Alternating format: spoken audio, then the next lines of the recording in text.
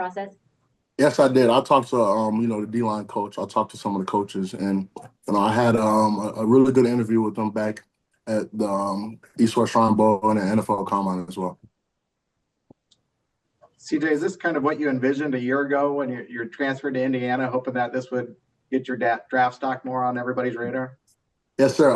Me transferring was to kind of put everybody on notice that I can do that, what I do at every level, and just kind of show everybody that, I'm a player, I'm a dog, and I'm violent when I play football, and I just love this game, and I give it out full effort. So that was my goal when transferring to get to this level and raise my draft stock. What current NFL defensive tackles do you model your game after? Actually, he used to play for the 49ers. Akeem Hicks is one of the guys that I watched a ton. Growing up, he played for the Bears as well, and his violence, at the one tech, the things he used to do, just taking on blocks. And I watched a lot of Malik Collins as well. He just departed from the 49ers not too long ago. Kind of see his pass rush game. He had a nasty spin move that he used to do, and just kind of mimic those things and work on that as this draft process has been going on. And I also watch a lot of Grady Jarrett. Of course, Aaron Donald. Everybody watches Aaron Donald. One of the greatest of all time. But I watch a lot of players. Do you see yourself as a nose tackle, three technique? What's your best spot? I'm multiple. I can do it everywhere. But my bread and butter is at the one technique. That's where I just abuse centers, punch them in the face. Be as violent as possible, just creating havoc down there in the middle.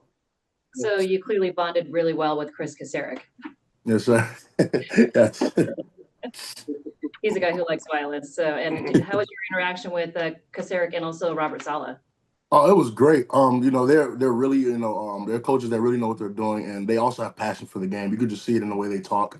When I was on the phone with them, you just see it in the way they talk, the way they coach, and that's the type of coach style that I love. That's the type of coach style I want to be in, and that's the program of culture that I want to be in as well. So I'm excited to get to work. Cannot wait. With Collins and Hargrave both leaving, sure it was pointed out that, hey, if we take you, you can step in and play right now. Yes, sir. Yes, sir. And I'm ready for that. I'm ready, take that role. But also, I'm ready just to learn from all the older guys. I'm a sponge when it comes to that. I love picking veterans' brains and just kind of getting the ins and out of the league and picking up the playbook and learning everything in and out like the back of my hand. So I'm ready for that, and I'm gonna be prepared when Sundays come. How many teams' hats do you have? This one. This is the only one I have. This is the only one. How did you get that hat? My agent sent it to me. Agent sent me. This is the only one. The only one I'm rocking. All the other ones are away in the garbage somewhere. How familiar are you with the other players that are on the defensive line? Yeah, you guys picked up Alfred Collins, right? Yeah. Alfred Collins, and there was another guy that you guys also picked up. I can't remember his name.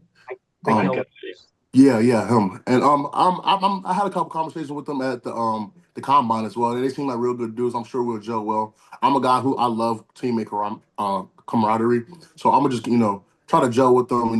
Become a good bond, and that's how the defensive lines work well together when they got a good bond and they understand each other and have a feel for each other. So that's something I'm really looking forward to do as well.